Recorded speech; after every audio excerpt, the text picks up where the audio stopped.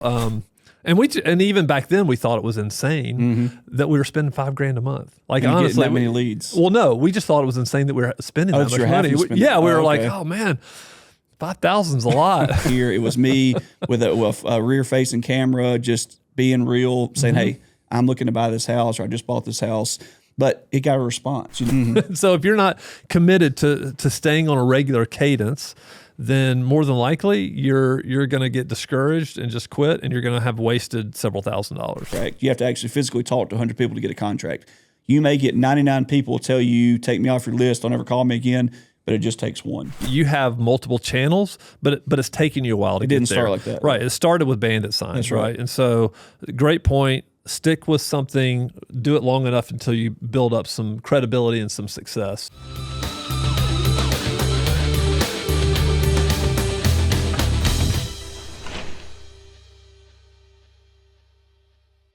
All right, everybody, welcome back to another episode of the Evernest Real Estate Investor Podcast. I am one of your hosts, Spencer Sutton, and I'm joined today again by Adam Hobson. Adam, welcome back to the show, man. Thank you. I appreciate it. Thank you. Hope you had a good Memorial Day weekend. Oh, yeah. Did y'all do anything? No, we hung around here. So just low-key. Low-key, good. Yeah. I like that. I like low-key most of the time. All right, so today we've got a really, to me, this is a really important topic, and it's just, we're going to be talking about how to find deals, because there was a time, and maybe when you got started, it was easier to find deals. I know that when I got started back in 2004, 2003, 2004, it was easy to find deals. I mean, especially if you just spent a little money. And I've mentioned this before on this podcast, but at that time we were spending about $5,000 a month. And we were receiving 100 leads a month. Wow, that's crazy. Yeah, so these are 100 calls. When we started, it was all phone calls, and we would, like, right off the bat, we would, just disqualify. I would say 50 to 60% of those. Like, hey, you don't have enough equity or whatever, so this is not going to work.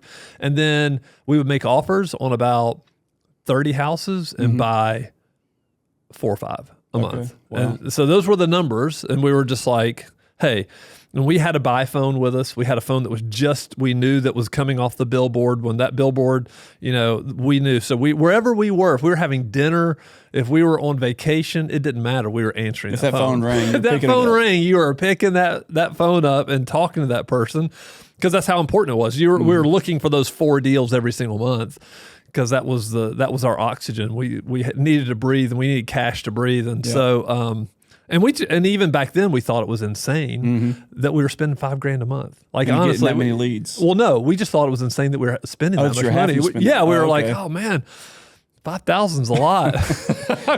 Of course now, I was talking to somebody the other day, or actually texting with a local person, a local wholesaler here, and they're spending $60,000 a month. Wow. And I'm like, yikes. That's insane. That's called committed.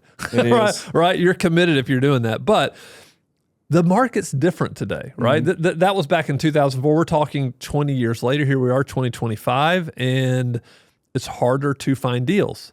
But if you want to be a real estate investor, you have to. Like, you have to find deals today. So talk a little bit about your take on this, about how important it is to find great deals. Yeah, so I've never experienced being able to spend $5,000 a month and get just having to turn down so many because they didn't have enough equity or whatever. Right. So I know when I first started, we call those the good old days. Yeah, exactly. And I don't know if I'm glad that I started after 2008 or before. I've heard so many horror stories after the recession, the crash, 2008, whatever. So anyway, I'm here now. I didn't start till 2018, but I can say in 2018, it was still easier than it is now, right? I think I got in on the very tail end because, 2018, then COVID happened. COVID was actually great, starting because there was a lot of people want to liquidate stuff because they didn't know what was going to happen. But regardless, right now, when I first started, we've mentioned another podcast about bandit signs. I started out very cheap because I just, didn't have the budget for it. So as I've scaled up, I've gone, I'm probably spending now $8,000 to $10,000 a month roughly. Okay. So that's between direct mail, that's between having a cold caller full time that calls 4 hours a day for me, still putting out bandit signs, getting people to do that. Last year, I would say 10 or 15 deals came from referrals, which, I'm spending all this money on marketing, but referrals are the ones that brought, and I'm happy to pay referral fee. Out of how many deals? So give the listeners something like if you had 12 referrals, how many deals total did you do last year? 55, but I did 55, but I did get a 10 house portfolio at the end of the year that had 10 houses in it. So I was going to be at 45 deals. I closed that one on like December 28th, I think. So right before the end of the year. So really, I would have had 45 deals, but out of those 45 before that package deal, it was about, I want to say maybe 12. Let's say 12 was from referrals. Okay, that's just posting on social media. That's from TikTok. That's from Facebook. People I went to high school with, friends of friends, that kind of thing, just posting what I do every day. Okay, good. Well, we're going to talk about that. We're going to get into the ways that that people even today in this difficult market can find deals because, we've talked about this before, but timing the market typically doesn't work. Like, how would you ever know that, hey, 2008, 2009 is the bottom and it's the best time to buy? You don't know because you just see carnage all around you. So, Matthew and I talk a lot about, or he talks about, he wanted to start buying houses. I think he bought like 50 houses for an investor. And they rehabbed them and sold them kind of like to a small fund. He said, but while I was doing that, there were people out there buying hundreds and thousands of homes. This was after 2008? Yes, this is during the great financial crisis. Yep. He said there were people out there that had the foresight to say, man, this is it. I'm going to go all in. I'm going to raise a big fund, and we're just going to buy as many houses as we possibly can. And they did really, really well. Yep. All right, so let's get into this because what we want to do is we want to give the listeners just some very practical ways that how even in today's market, how difficult it is, you can still find deals. And so let's start with probably the lowest cost way that people, I think, could probably go out there and find deals. And so the way I thought about, and you may disagree, I don't know, the way I thought about that was really driving for dollars. I thought, okay, if you can go out and if you can find neighborhoods that you're really interested in, areas that you're interested in, and hey, I know that in this zip code, 235, whatever, I'm going to try to buy a house. So what I'm going to do is I'm going to spend my Saturdays driving. We call it driving for dollars, or we call it dig leading, bird dogging, whatever. And you're literally just going out and trying to find houses with what we would call rotten wood and peeling paint. That's what we look for. We look for, is there a house with rotten wood, peeling paint? And of course, if they're boarded up or whatever, how can we find the owner of that? So in my experience, that would probably be one of the lowest cost ways to get in. What are your thoughts on that? Yeah, so I think that's probably the lowest cost if you're, to spend, because you're going to have to spend some money for, let's say the app is $49 a month or. And what app are you talking about? So there's a couple of different ones. There's an app called Deal Machine, and I think it's $49 a month, unless it's went up a little, but it's still under $100 for sure. Deal Machine is, you could get on YouTube, whatever, find out how to use it, but it's just an app that you can hit and it tracks you as you drive or you walk or whatever, and you can do what they call pin properties. So let's say you're walking in your neighborhood and you see, you've seen this house for years that grass has not been cut, it's vacant. You can click on that and it'll tell you the owner's name, the information, if it's an LLC. You can actually skip trace it through the app. And for people who don't know what skip tracing is, that just means finding the information, mailing address, and phone number for a certain for the person who owns that property, because it's usually a non-owner occupied, essentially. That's right. Yep. Yeah. So, but anyway, so the Deal Machine app is great. There's also one called Land Glide. It's only $10 a month. It doesn't have all of the same functionality, but it's the same thing. You can go in there and click on it. Click on the parcel and find the owner's information. You can skip trace it through another website. But long story short, there are a few different apps out there you can use. But I would say, borderline, the lowest would be networking, right? So yeah, that's a good point. It does take time though. So I would say, networking with agents, with putting stuff on social media, saying, hey, I'm looking for a house. You'll be surprised how many people know. Oh, my grandmother inherited. My grandmother passed away, or somebody's going to assisted living. We're trying to sell this house, and they may not know anybody else that does that. So I would say, posting on social media or networking with agents. But if you have a little bit of money to spend, a couple $100 a month, driving for dollars is probably the best. Yeah, but that's a great point. Like networking is really, really important. I just wonder if you're going out and meeting with other real estate professionals. What if you go out and network with investors or network with realtors? If you've never bought one, how likely are they to trust you to give a referral? Because they don't know you. They don't know if you can close or not. I mean, I guess if you can build enough trust and you keep showing up and keep saying, "Hey, I'm still looking. Hey, I'm still looking," and then maybe they would trust you. I don't know. Yeah, that's a good point. Yeah, so I would say if you're going to network with people, I guess the first thing is just tell everybody what you do, right? Like, I don't remember the exact quote, but they said, most businesses fail because of the obscurity of the bit. Nobody knows who they are, what they're doing. So if you're starting, I would say just tell everybody what you do. And it's amazing how many people will remember, kind of that you're looking for a house. So I would talk to family, friends, and then maybe outside of that, go ahead and network with real estate professionals. But most people these days, you're right, they probably have flippers in their back pocket or people they've sold to that they know are going to close on it. So, yeah, I think you're right. Driving for dollars would probably be the best bang for the buck. Even just walking, if you live in a neighborhood and there's vacant houses or rundown houses in your neighborhood. I had a deal in my neighborhood where I used to live, and me and my daughter were walking one day. I kept passing by this house. I wrote a handwritten note, put it on the door, never heard anything back from them. So I looked up the address. I hand wrote them a letter to each of the siblings that I found through Facebook, and one of them responded back, and I was able to get that deal just from walking on a Sunday. Yeah. That's a perfect example of just like dig leading and just being persistent. Yep. And isn't it all about numbers? Isn't it all about like you just have to keep at it? You can't do it for a week and think, well, nothing never happened, so I'm done. That's right. And I'm trying to tell my kids the same thing. Like if you don't quit, you will eventually win, right? Like Correct. 90% of people like who start real estate investing, they quit. And they get 3 months in, 4, 6 months in, and they're just they give up. If you give it a good 6 months to a year, once you get that first deal, you're going to be good. Now you could go out. Yes, there are people on social media that the first week they do it, they hit a home run, they get this once in a lifetime deal. But I think consistency is the key and just staying after it. Yeah, that's a good point. So let's move on to another one that you mentioned as you were just talking about there. Let's talk about social media because I mean everybody has a social media account for the most part. That besides time is relatively free, right? You can post as long as you're okay creating content. So this is something you've done really well. We create a lot of content. We get a lot of leads for our property management business just through creating content because we think that builds trust.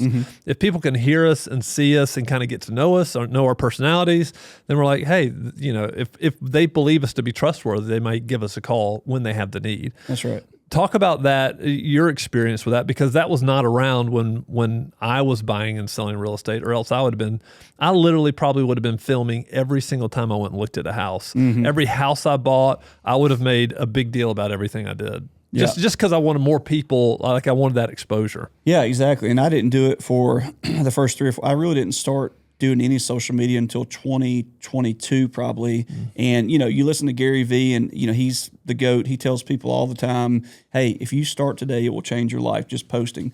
So that's when I decided, hey, I'm going to post, 5 videos a day for a certain amount of time, even if it's just, it was terrible quality. It's not like this setup we have in here. It was me with a rear-facing camera, just being real, saying, hey, I'm looking to buy this house, or I just bought this house. But it got a response, like from TikTok, I've been able to get 2 or 3 deals that I never would have gotten had I not posted on social.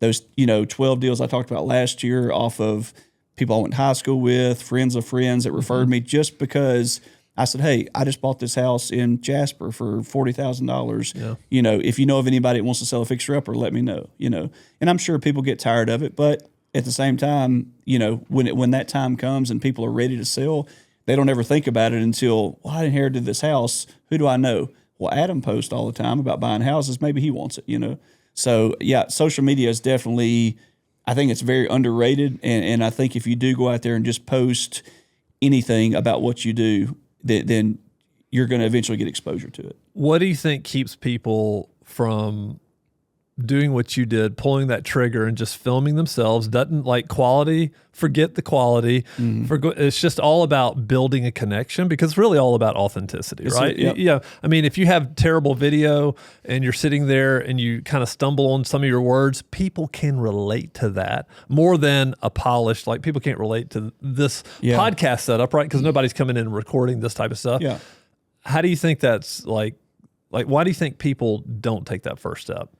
I think they're scared of being judged, or I think that's all it is. They're scared to do it. They're of being judged for what they're doing, putting it out there. And I think that for me probably was, hey, what if I put this out there and then I fail? What if this business goes under and I don't do, I put myself out there and I've told everybody I'm doing this, and all of a sudden, what if I don't buy a house? What if I don't get what if something happens? It's just being scared, and I think you have to get past that. And you know what, the quality is going to be bad at first, but as you go, like you've gone with this, this setup in here, it started out very small, and then you're like, well, I could do this, or I could do this. It's going to get better over time. But there are people on TikTok and Instagram that they've never gone high level on their technology. It's just them in front of a camera, and they're just being truthful. And I think one of the things too that helped me, I used to just post my wins. Hey, I just got this house.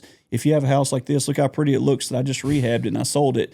I started posting my losses. Hey, I bought this house and 8 days later it burned down to the ground. Now I'm dealing with the insurance company for 3 months. So just trying to be real and authentic like you're talking about. I think that goes a long way, because there's so many gurus out there that just show flashy all their stuff and success, the lifestyle, and like they could be paycheck to paycheck. They could be a fake Lambo. Who knows what it is? So I think the authenticity is a big part of it. We should probably rent a Lamborghini and put it here in the right. studio. That's right. Yeah. What if we put it behind us? Hey, you get views. Yeah. We would definitely get some views on our YouTube channel. That's true. Well, I think that's all. And I also tell other people in business, I'm like, if you just start recording, and you can't worry about what people think. Yeah. Like at the end of the day, if your desire to achieve something is greater than your fear of what other people think, then you can do pretty much anything you want to. That's right. So, all right, good. Those are some good ways you can find deals. I mean, what we've just given you so far are relatively inexpensive deals, from free, just your time, networking, social media, to a couple $100 if you get the Deal Machine app and drive for dollars, because you're going to have to pay for gas and all of that. Okay. Next one, let's just say, is if you were really serious, maybe you would set up an online presence. So I know a lot of people who have websites, so they start digital marketing, and some of them, like I met a lot of investors in Dallas a few weeks ago, and all of them had websites. All of them had people working on SEO for them, like search engine optimization, so they could be found in their city. Cincinnati home buyer or whatever, whatever it is. And then so when they were also doing SEO, they were also paying for ads. Have you done that? Do you have a website and all of that? So I have a website, but it's really just for validation for my company. Like I have some testimonials on there. I have pictures of houses I've flipped and that kind of thing, but I am not good yet at pay-per-click, creating a funnel into a website. I've tried pay-per-click ads before, and at the time it was like $300 a click, and the ads, or maybe $300 a lead, and it was like $50 a click. But it was like the deals I was getting, some of them were okay, but 99% of them, I spent $5,000 and then I had one legitimate lead, and it just wasn't worth it for me. Yeah, that's right. But there are some people that are killing it out there doing it. Yeah, there's some people. I think probably a lot of that just has to do with, some of it has to do with your market, right? Some markets are going to be way more expensive than others, depending on the competition, because this is all a bidding, like a bidding issue with Google. And then some of it is just going to be the funnel, right? Some of it's going to be, what does your ad say? When they click on that ad, what does the landing page say? Is there congruency from what the ad says to what the landing page says? So there's not like this dissonance of, well, I'm on the wrong website or something, and then they just bounce off, and then a lot of it is just bidding on the right keywords, like knowing the keywords that people who are motivated sellers are typing into Google. So I would say like running ads is probably going going to be, you're going to probably need some expert help in doing that, is what I feel. Like I've run my own ads before, but it's very difficult. And so I think that's part of it. And then SEO, I think if you don't really know what you're doing with SEO, can get frustrating because it takes a while to get your website ranked and moving up the what we would call the leaderboard for Google. But even now, with AI, you're starting to get a lot of disruption into search engine stuff, and so Google's probably is going to be challenged by things like Perplexity and ChatGPT search, and so there's going to be a lot of different ways. As a matter of fact, we've gotten a couple of leads from ChatGPT search, which is pretty interesting to start seeing that shift a little bit. And I would say too, just if you're first starting out, unless you've got an audience out here that is, let's say you got somebody watching that is in the tech field. They know how to do all this. They don't have to hire somebody. You could definitely start now, and they already know how to do it. They don't have to outsource it and pay a crazy amount of money. But I would say if you're just starting out, I would not personally go that route, because you're going to get a couple deals under your belt and then, go from there, because you don't want to be $10,000, $20,000, $30,000 in the hole with no deal and then give up after 6 months and then you're paying off credit cards or whatever. Yeah, so essentially you're saying like, hey, prove that you can buy a house, do it the cheapest way possible, and then you have a little bit of proof of concept. That's right, and some funds to work with. Yeah, and some funds to work with. Hey, I've done it, and now I'm going to spend some money on advertising. Great point. All right, let's move on to something else, and this is something you have a lot of experience with, and that's just bandit signs. To me, that's a relatively inexpensive. You're going to pay for the bandit signs. You can handwrite your, whatever you want to say on that bandit sign, then you're going to get up and put those things out. So you're going to be paying for your gas and your material, and that's essentially it. Yeah. So before we do that, let me ask you, you mentioned in one of the other podcasts about, you said I used to do the same thing. It was just billboards, right? So how much were the billboards were y'all paying for those back? Great question. I don't know how much we were paying because corporate, HomeVestors corporate handled all that. So we had like an advertising collective, and so they had national rates with people like Lamar Billboards. And so they would, they negotiated down the rate. So it was way more expensive. We actually had some competitors in Birmingham that would go, when they saw our success and we were just wearing them out, we were beating them on all these deals. Yeah. They started doing billboards, but they couldn't stick with it because it was so expensive. Like it was very expensive for like an individual person to go do a billboard. So long way of answering your question, I don't know, because it was like handled at corporate. We just knew that we were putting those in and then putting the money in, $5,000 per franchise. So at first it was just my partner and I putting in $5,000. Then Matthew Whitaker bought a franchise, so he started putting in his $5,000. Then 2 or 3 others put in. So we were collectively spending $20,000, $25,000, $30,000 every month on billboards. And so it seemed like you saw us everywhere. And was it like a round robin, like each call that came in? That's right. So when we got a call, when there were 4 or 5 franchisees and we got a call on our buy phone, and what if we got that call and they said, which I told you this before, that we get some calls that they say, my house isn't ugly, get your billboard off my street. And I'm like, whatever. Yeah. And you hang that up, you knew that cost you a lot of money because you knew the next one could be a great deal. You've got to wait 5 more. And it would go to your competitor, which we were all friendly competitors. Yeah. I mean, we all enjoyed working with each other, but we still wanted those houses. That's right. And so you just were like, I cannot believe just a kick in the gut. Yeah, just a kick in the gut. But then when you got a fantastic deal that you made $50,000 on, you're like, man, I'm glad somebody else didn't get that deal. Yeah, exactly. Well, I was just curious about the billboard, and if anybody knows, has any expertise in that, let us know, because I've just heard that it's like $2,000 or $3,000 per billboard per month, and to me, it's not worth it. But I know some people, especially lawyers around here, they kill the market with this kind of thing. Alexander Shinara, he's the one that's he's costing us, like he's driving up prices for everybody else on billboards probably. It is, yeah. But to your original question, bandit signs, they're the signs you stick in the ground that said we buy houses or we buy ugly houses, whatever it is. I buy houses. They're easy to get made. I mean, you can print them up. I think now I'm paying roughly $3 a sign, but that's for double-sided 18 by 24 with the metal H stakes, and I have somebody put them out every week. But most municipalities hate them. They're technically illegal in most municipalities, but It's kind of like going 5 miles over the speed limit. If you're going 70 and a 65, is somebody really going to get you in trouble and pull you over? Probably not. No. Kind of the same thing with bandit signs. If you put them out and you're not just putting them, everywhere, every 5 feet, they're probably going to come take them up, but they're not going to, they're not going to get you in trouble. They're not going to pursue you or anything like that. Now I've had people call me and say, "Hey, I'm taking you down to KIV. I'm going to the governor with this. I'm tired of this." And I said, "Okay, well, just make sure you take all of the real estate agent signs, all of the, we buy junk car signs, so that it's not just me, because everybody signs right here." That's right. So all that to say, I don't like the idea of bandit signs, but they work. It's just old school guerrilla marketing. People are at a stop sign. They could pass by that sign. And the last thing I'll say about this, they could pass by that sign 100 times over 2 years. They may never see that, but it's in their subconscious. And then they inherit this property, and all of a sudden they see these signs everywhere. And yours might be the first one they come up on, and they say, "Well, you just started putting signs out in Centerpoint.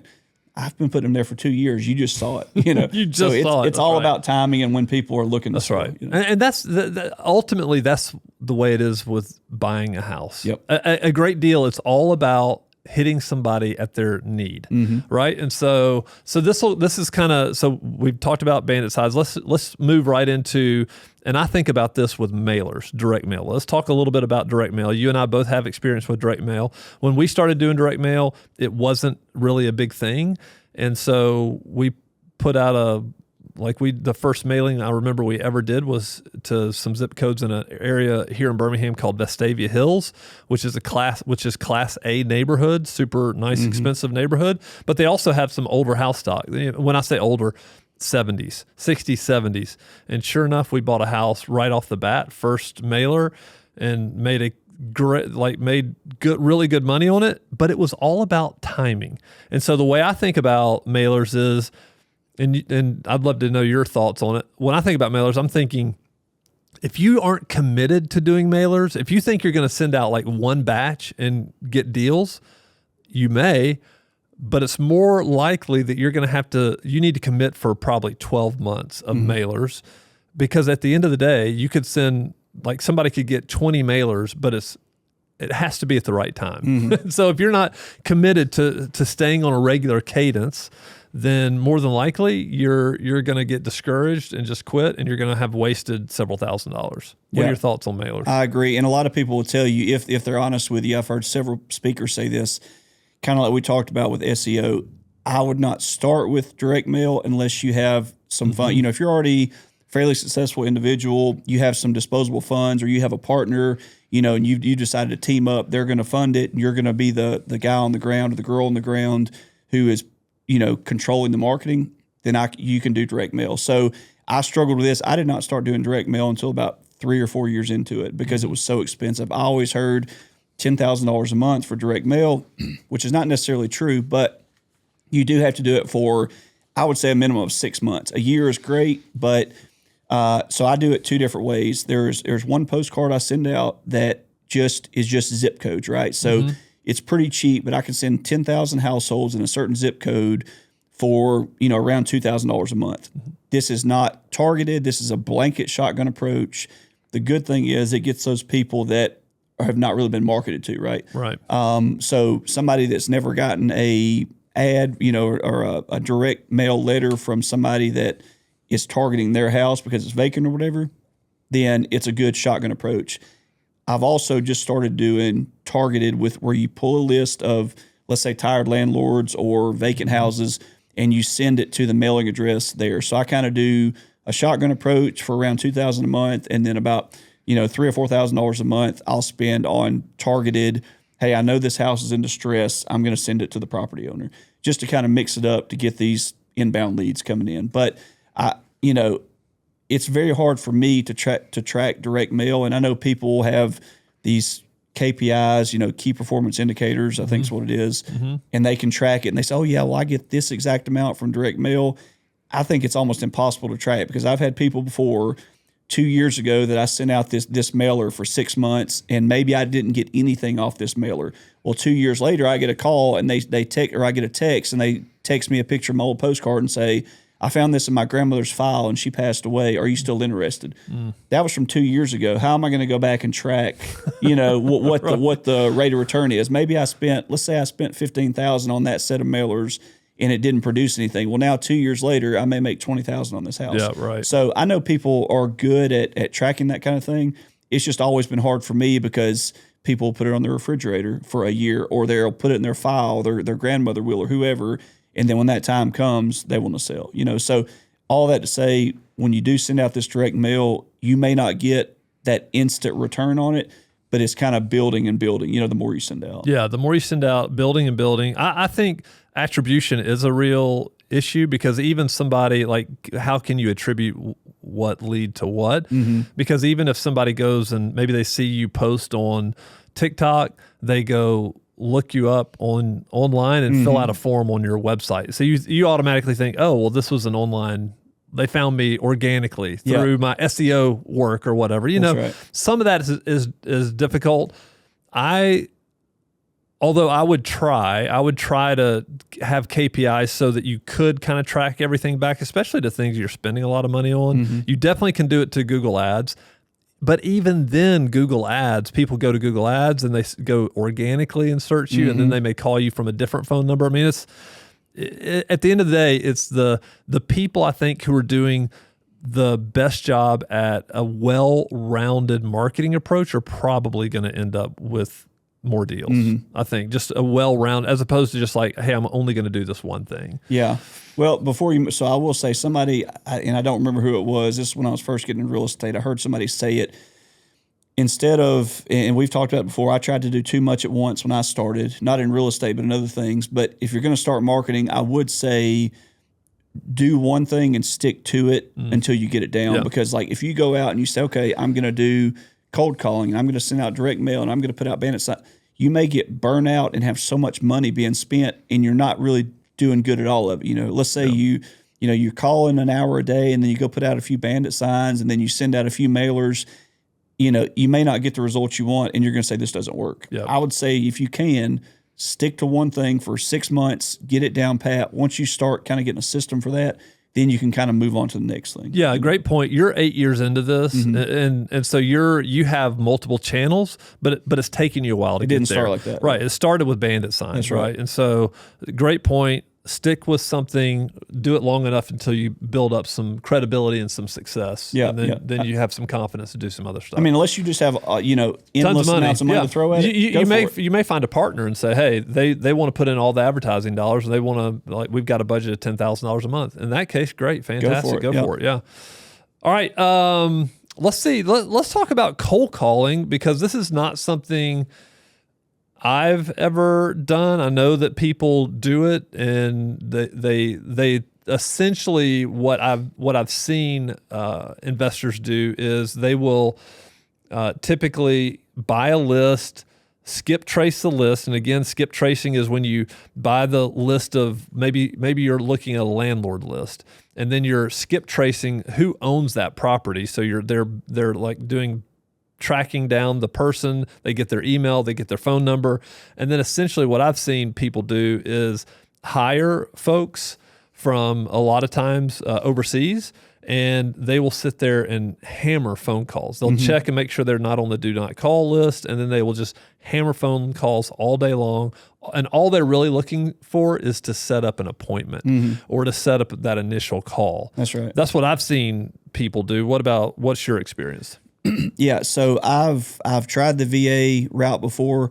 When I first started, after doing bandit signs for a while, for a year or so, I said, okay, I'm going to get into cold calling, because several people say this is a really good way to, get leads. So I started cold calling. I would pull a list, like you mentioned, of tired landlords, vacant properties.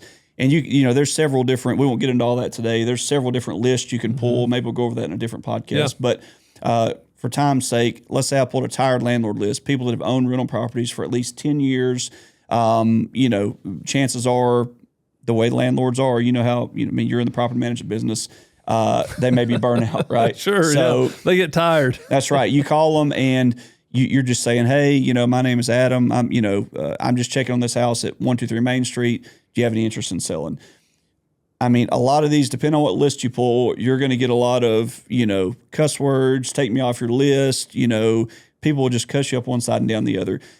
Sometimes you get people, and let's say, you have to call 100 people to get a contract. You have to actually physically talk to 100 people to get a contract. You may get 99 people tell you, take me off your list, don't ever call me again, but it just takes one, So cold calling, I will say, if you're going to start out, if you can do it yourself, that's great, especially if you're local in the market. You can tell I have a southern drawl, so that means when I'm calling people in Birmingham, as soon as they answer, and I said, "Hey, how you doing?" They're going to know I'm local, right? Right. Instead of someone else who has a language barrier from a VA from overseas, the Philippines or wherever. Mm-hmm. Not that it doesn't work. It's just I think you're going to cut your time to get a deal in half if you sound local or you have somebody else local to partner up with that knows the area for one and kind of sounds the same as everyone in your area. Yeah.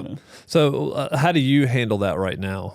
So I did cold calling for about a year and a half. I did not where like was it. you?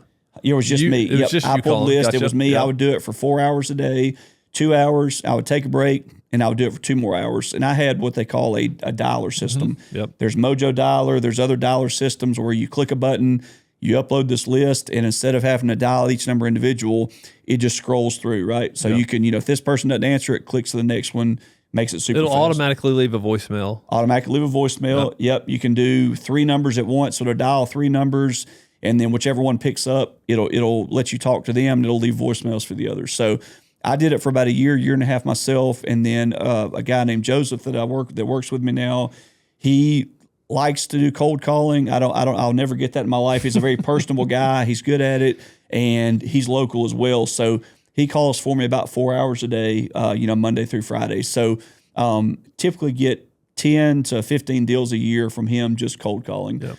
I will say right now there's kind of a shift in our market because I think so many out-of-state investors are coming in. Cold calling it's one of the markets right now that it's super saturated, right? One of the avenues for marketing is super saturated. It's very hard to get a deal cold calling. Right now, no matter what list you pull, because we all pull the same list, right? Correct. There's no secret list out there. The list that everyone's pulling, you call somebody and they say, well, you're the 10th person today that's called me. Like they're literally getting 10 to 20 calls a day off all these same lists. And like I do, marketing is kind of cyclical. So right now, cold calling is it's not working as much, but maybe direct mail is working better now, or maybe text message marketing, that kind of thing. Mm-hmm. So all that to say, I do have somebody now that calls for me. I don't like doing it. I'll probably never do it again unless I have to, but it is a great way to start when you don't have very much money to use. Yeah, and just kind of to piggyback on that, I get texts all the time from people. Hey, are you interested in selling that house? Here's your address, and it's because and I think I must be on the list like that has owned their house for a while because I used to pull those lists. I used to pull a list. I think anybody who's owned their home 10 years or longer because I figured they had enough equity. That's right. So I was just looking for I'd send mailers to those people or whatever. All right, good. Well, I think this has been a really good list of great ways you can find deals, even in today's market, whether you have no money, a little money, or maybe you have a bigger budget. Last thing I would mention would be, I guess, an honorable mention that I heard from a lot of real estate investors recently is they're spending money on television ads and it's working. Like in different markets, like from all around the country. And if I can go back and find the vendor who's doing that for them, I'll put it in the show notes because I should have done it before we hopped on here. But I do know that there's a vendor out there, maybe probably a couple of vendors who do this for real estate investors, and they've done. Like the people I was speaking with said, yeah, they found great success. And there's a vendor that will actually do it for the streaming services. So if people have Roku or whatever, they do advertising for those types of streaming services too. So you can essentially find people based on their IP address and market to them, like put your ads in front of them. So pretty cool stuff with technology. It's all changing. Yeah. And last thing I'll say is, you can do a lot of little things like the stuff that you never, you may do it for 2 or 3 years and not get a return on it. I have a sticker in the back of my truck that says "We Buy Houses" on it. I've gotten 2 deals from it. I've had these little magnets made up that I put at gas. Every time I get gas, I'm not going to put a sticker on there and ruin the pump, but it's a magnet. I'll put it on there and it says "We Buy Houses" and my phone number. I'll just leave little stuff like this. And for the price of return, if you get one deal for the whole time you're doing it your whole life, it'll be worth it. It'll be worth it. That's a great point. At the end of the day, when you're starting out in this business, unless you have a lot of money, you have to be a hustler. That's right. You have to hustle. You have to work and you have to commit. And if you're not willing to do that, then this is not going to be the business for you. I agree. Then you need to go and find a turnkey property. You buy it from some turnkey provider who's done all the hard work. They've found the great deal at a discount. They've rehabbed the house. They've done all that stuff. And that's perfectly fine. There's nothing wrong with that. But to find a deeply discounted deal in today's market, you're going to have to hustle. That's it. And just not quit. And not quit. Yeah, you can never quit. All right. Great, Adam. Thanks for this. This has been a good episode. All right, everybody. We'll be back next week with another episode of the Evernest Real Estate Investor.